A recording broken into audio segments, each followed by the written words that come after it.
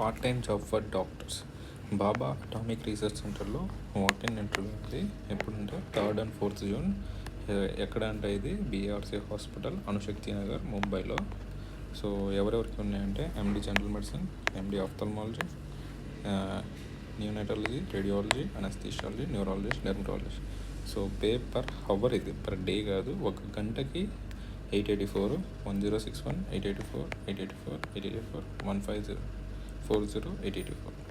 So highest వచ్చేసరికి 91,936 ఆఫ్థల్మాలజిస్ట్కి. ఎందుకంటే ఇక్కడ number of hours and number of days అనేటివి ఎక్కువ ఉన్నాయి.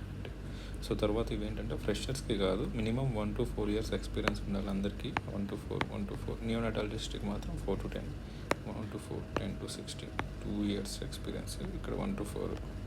సో ఏజ్ లిమిట్ వచ్చేసరికి 59 అని చెప్తున్నారు. కాకపోతే మ్యాక్సిమం ఏజ్ లిమిట్ ఏంటంటే 70 years. తర్వాత మీకు స్క్రీనింగ్ ఉండిద్ది.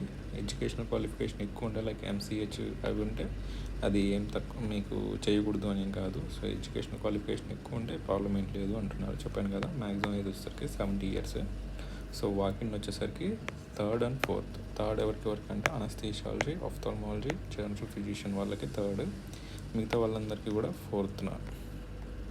సో తర్వాత మీరు వాకిన్కి వెళ్ళేటప్పుడు జిరాక్స్ కాపీస్ ప్లస్ ఒరిజినల్స్ తీసుకొని వెళ్ళాలి. ఏమేంటివంటే date of birth, educational qualifications like 10th, 11th, MBBS and PG, year wise marks sheets, degree, internship certificate, తర్వాత registration certificate and experience certificates. దాని తర్వాత ఒక పాస్పోర్ట్ సైజ్ ఫోటో కూడా. తర్వాత ఒకవేళ మరింత ముందు వచ్చారు అంటే షార్ట్ లిస్టింగ్ అనేది MBBSలో ఎవరికైతే ఎక్కువ మార్క్స్ వచ్చింటాయో వాళ్ళని షార్ట్ లిస్ట్ చేస్తారంట. సో ఇంకొకటి ఏంటంటే వెళ్ళే రోజు 8:30 కంటే ముందే వెళ్ళండి, 9:30 కంటే ముందే వెళ్ళండి. 8:30 నుంచి స్టార్ట్ అవుతుందంట. సో ఇక్కడ అప్లికేషన్ ఫామ్ అయితే ఉంది. ఈ అప్లికేషన్ ఫామ్ని మీరు గూగుల్లో డౌన్లోడ్ చేసుకొని దీని మీద ఫోటో అప్లై చేసి అప్లికేషన్ నెంబర్ అని చేసి పోస్ట్ అని చెప్పి ఇంకా అన్ని మీ డీటెయిల్స్ అన్నీ ఫిల్ చేయడమే. Name, nationality, marital status, date of birth, Christian ఏనా అంటే బిఫోర్ క్రైస్ట్ ఆఫ్టర్ క్రైస్ట్ ఉంటుంది కదా, సో అది అంతే, ఏం కన్ఫ్యూజ్ అవ్వాల్సిన అవసరం లేదు. తర్వాత address, mobile number, email ID, permanent address. దాని తర్వాత educational qualifications, first SSC, HSC, దాని తర్వాత MD, MS, అట్లా MBBS, MS, MD, తర్వాత అట్లా. దాని తర్వాత ఎక్స్పీరియన్స్, ఎక్కడ పనిచేశారు అదంతా. తర్వాత area of specialisation, MD in ophthalmo, MD in paediatrics అయ్యేదా అని చెప్పి.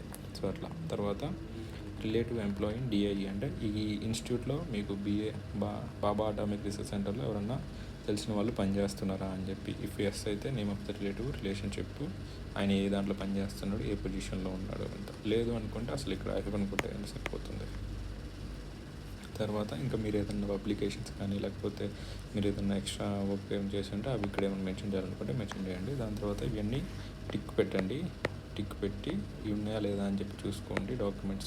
డాక్యుమెంట్స్ అన్నీ ఉంటే మీరు డేట్ సైన్ చేసి వాకిన్కి వెళ్ళొచ్చు.